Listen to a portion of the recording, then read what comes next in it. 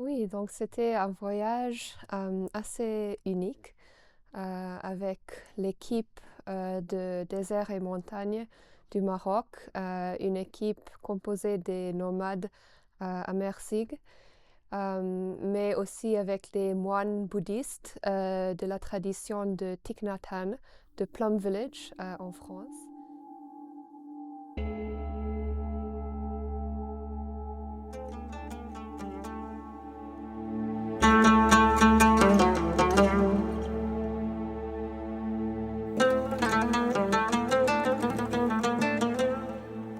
Nous avons fait de la randonnée dans le désert, mais aussi de la méditation dans la tradition bouddhiste. Et c'était un peu un échange de culture entre les différents participants et d'apprentissage de la culture amersig et l'apprentissage de la culture du désert.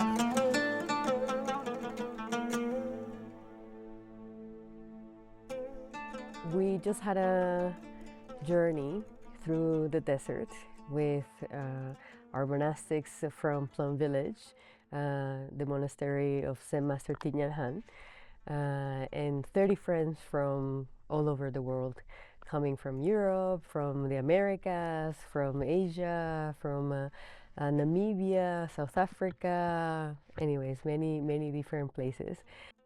So we were not only getting to know the desert and experiencing the beauty and the magnificence and the spirituality of the desert, but also we were doing it with the practice of mindfulness and present moment awareness.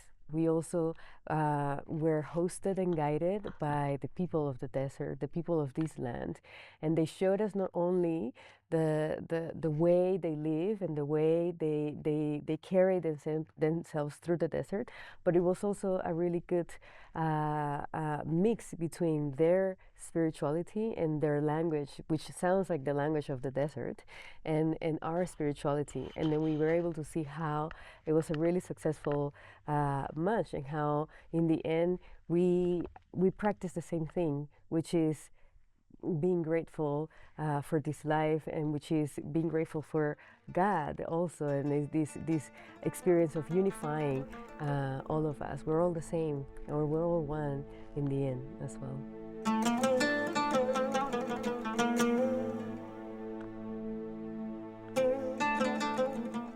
J'ai ressenti vraiment un échange très riche. Chaque matin, on a entendu l'Ada pour les musulmans qui ont commencé leur prière.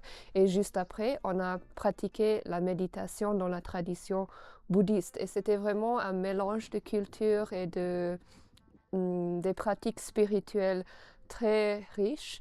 Et je pense qu'on a compris que nos traditions ne sont pas si différentes que ça. Et dans ce désert si vaste et si magnifique, on a vraiment senti une présence divine, une présence d'un pouvoir plus grand.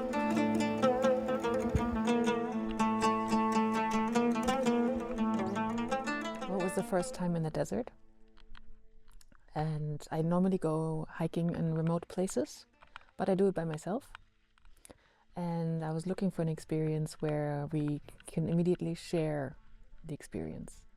And so we got to do that on the hiking trip with the monastics, the group, and also the nomad, the Amazigh people, who were taking care of us in such a good way. And we could just go and trust and be led and be able to experience the vastness of the desert and the heat and the stones and the camels. The camels were a very special part for me to have them around, because have a very calm presence. They trust, so I was able to trust, and so this was a very freeing experience. Everything is quite simple and very clear, and that was very refreshing. That's what I take home with me, is the simplicity of the floor and the olive oil and the cushions and the tea, and it was still so rich without too much stuff around it. You don't need much to be rich, is what the nomad people really showed.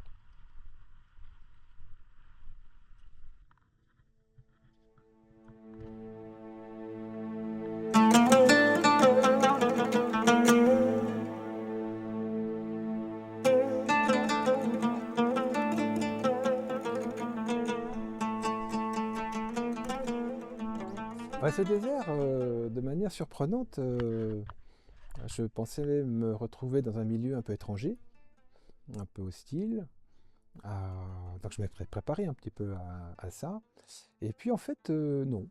Alors, je me suis senti bien, je me suis senti oui, un peu comme chez moi, quoi.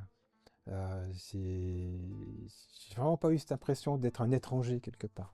Alors bon, moi j'ai le privilège d'avoir fait déjà plusieurs retraites en silence, donc plusieurs semaines de silence complet.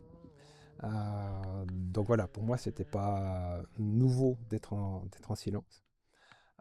C'est aussi une des raisons pour lesquelles je suis venu, parce que le silence ça permet de mieux entendre et de mieux s'écouter, et puis de développer d'autres relations. Avec les personnes, souvent des relations beaucoup plus profondes. Si on veut rentrer en communion avec le désert, avec son silence, il faut être en silence. Et c'est là où on peut le mieux entendre et écouter. Et en fait, déjà il y a nos pas. Et puis on les entend dans le désert. Ailleurs, quand on marche, on n'entend pas, mais dans le désert, on entend quand on est en silence. Et puis surtout, il y a le vent. Et le vent... Alors ça m'a surpris. Parce que des fois, dans le désert, il n'y a pas un peu de vent. C'est calme. Et puis tout d'un coup, pouf, t'as le vent qui arrive, mais très fort, tu te prends une baffe, quoi. Et puis, mais d'entendre le vent comme ça, c'est magnifique. Donc le silence, il est toujours plein, il est toujours rempli, il est plein d'écoute. Et ça, si je rêvais dans le désert, ce serait un silence.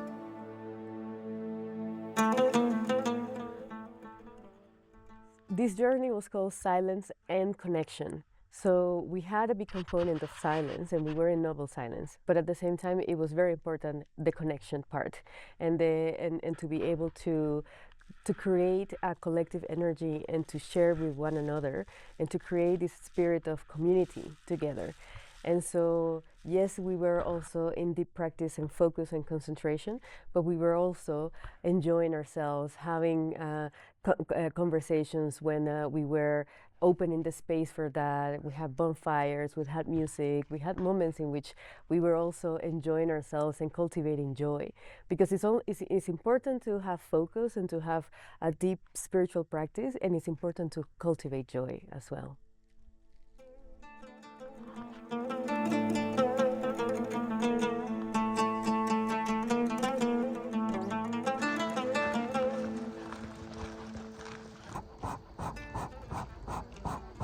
On a été accueillis par les nomades qui vivent dans le désert et on a appris un peu comment ils vivent dans ce désert qui a l'air un peu inhospitable, mais en fait on a compris qu'ils arrivent à trouver à manger, à trouver de l'eau, à vivre en pleine interaction avec ce désert. Et donc c'est vraiment un espace très vivant en fait. Il y a des communautés, il y a des plantes, il y a des animaux, il y a des oiseaux, des insectes. Donc même si on pense qu'un désert est un espace un peu sec, un peu mort, en fait, c'était plein de vie. Et c'était vraiment incroyable de voir un peu les traditions et la vie de ces nomades-là. Leurs tentes, leur repas, leur rituel de prendre du thé. C'était très beau.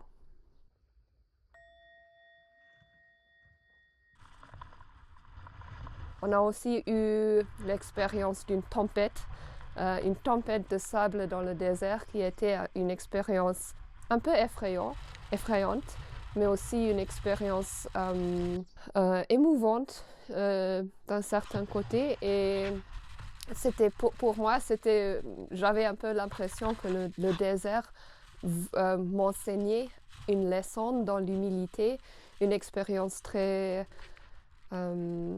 très émouvante.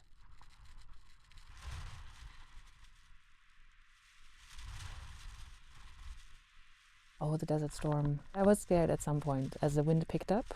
I was worried, like, how strong is this going to get? But we were in a group, and the whole just went ahead, and we followed, and we were connected to each other as we walked. And we made it to camp, and it was a good experience to teach respect as well, because we had really fortunate weather, and it was a calm experience, but it was good also to see the desert does what it does what it wants.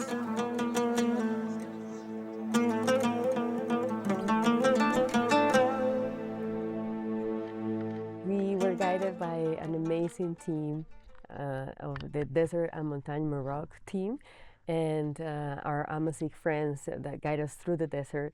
They were spectacular. They prepared the camp for us, and then prepare everything, our tents, the bathrooms, installations, the kitchen. Like, the food was absolutely incredible for being in the middle of nowhere with no electricity.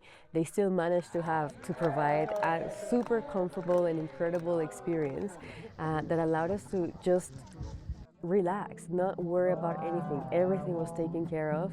The team knew exactly what to do, when to do it, and we were able to just drop into a practice and to feel the energy of the desert and the energy of the practice that we were cultivating collectively.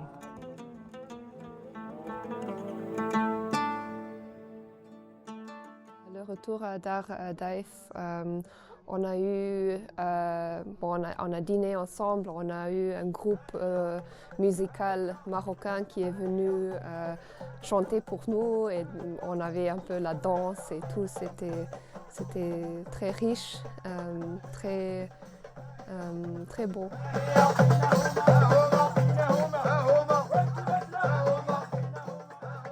Yeah, the popular music.